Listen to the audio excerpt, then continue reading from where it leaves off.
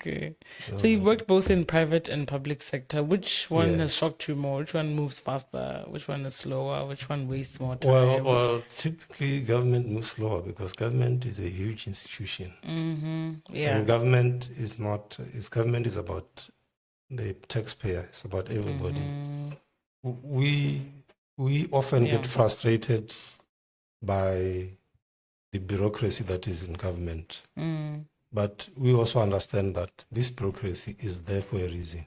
Yeah. Checks and balances. Yes, because you have to have checks and balances when you're dealing with public resources. So I don't think you could ever get a situation where government is more efficient Yeah. than the private sector. Yeah. For those reasons that Yeah. there are more checks and balances when it comes to government. And the other thing is that government being big means that the work is more disaggregated. There are so many There's no so many there are no people links. that are doing. You are not just working from one place. So you have so many ministries, so many departments, each of which has a role on the project. And sometimes that is what they do is beyond the control of the project manager. And that is where you may get some of the the delays, because as a project manager you have to have control on what happens on a project. That is one of the attributes of a project management approach, that the project manager must be in control of those things that influence the outcome on the project. But as you can imagine, when it comes to government, So if you were a project manager for government, for it to be more efficient and systems, what could they do differently to? I think it has to do with being able to consolidate the decision-making process. Yeah. To streamline it. Yeah, to streamline it, to make, unique protocols for running projects, especially those projects that carry a lot of funds, because when there are delays or things go wrong, the consequences in terms of the money that government loses is quite high. So I think that is what can be done. But we know that certain things are unavoidable. Yeah. But what I've found is that the advantage of government is that in government you get to appreciate more. There's scope for more things. Okay. Yeah. If for instance, unless you have a big organization, right? Unless you have a big organization, it's very rare to find a private company that gives an individual the level of experience in terms of managing organizations as government does. It's only the big organizations which can afford you that. So that is what I've learned. When I started off, I worked for a relatively small consultancy firm, engineering consultancy firm. Yeah. So basically, what I was doing is just I was in the design office, and that was it. So when I got to government, I could do the technical work, manage people. I could manage big projects. I could manage various types of projects. I could, learn a lot more than what I think I could have learned. But obviously, the scope for development is also limited in government. I mean, if I were to advise a young engineer, you choose, and the possibility of you setting up your own thing, you stand a better chance when you're in the private sector than when you are in the public sector. Yeah, and if you are interested mostly in the technical aspects of the project, the private sector gives you a better advantage, because that's where most of the technical work is done. Okay. And what is done in government is to really check what has been done, and very little work is done in the public sector. that is deals with the actual Okay. technical matters. Yeah. Okay, so let's talk about the African perspective. Yeah. Do you think engineers in Africa are underestimated internationally? Or Yeah, that is a bit difficult. I don't know because I know of engineers that have come from Africa yeah, and have gone all over the world to do work. yeah, So I wouldn't say they're undermined. I think what you've done in your life speaks or for in your you. professional life Mm, is what speaks for you. mm, Yeah, the world yeah, out there is looking for people who can give them something, and it doesn't matter where they come from. I think that's what I would like to think. But whether there's a perception that African engineers are undermined, not, yeah, that I wouldn't dispute. yeah. But I'm just saying that from what I know, African engineers can work anywhere in the world. That should say something. Yes, they can work, and they have. Yeah, Yeah, and they have. Now, what I would say is that for you to be available to serve outside of your country or outside of Africa, you must develop yourself. Yeah, you must develop. There's no option to that. Yeah. You must develop yourself. You must build those skills, and those skills don't come because at work you actually get your employer to train you. And typically, if you work in the public sector, it's very difficult for you to learn if you don't actually apply yourself. But if you do, there's so much scope for you to learn. So you have to be interested to learn so that you build a skill base. Have some skill that you can do. Yeah, have some skill that you can master. Whatever it is, if you master that skill and it's required somewhere, then you can go and work almost anywhere. And of course, keep upgrading your skill to perfect it if you want to. So the world out there, provided the skill is there, yeah, there's and it will give them the value that they need, they will get it from wherever it is. So do you think this should be the mindset of any professional from Africa? Yeah. But no matter the industry. No matter the industry. Yeah. Yeah, no matter the industry. We know.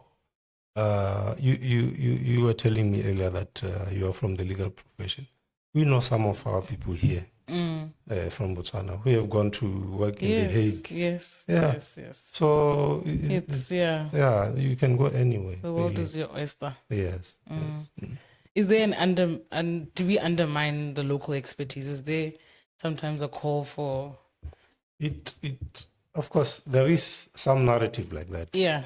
I wouldn't be able to say whether in general that is how it is seen, but there is some narrative. And I think it may have to do with our system. Our country is still young and all the systems are still developing.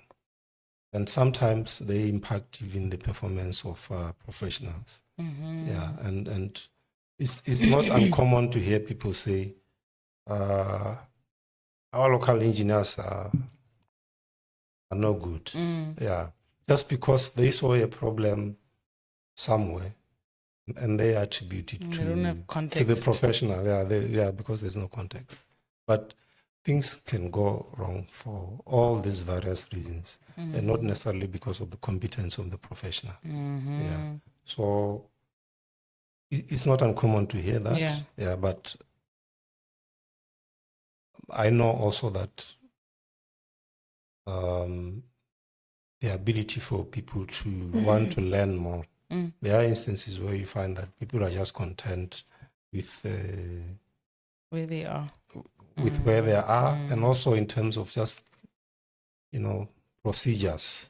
Yeah, because procedures don't get you to apply your mind, and if you are resigned to procedures, then you may end up not learning. But I don't think that is something that can be said in general. And typically I see that we have good professionals, both in the private and public sector. Yeah. Okay. Mm.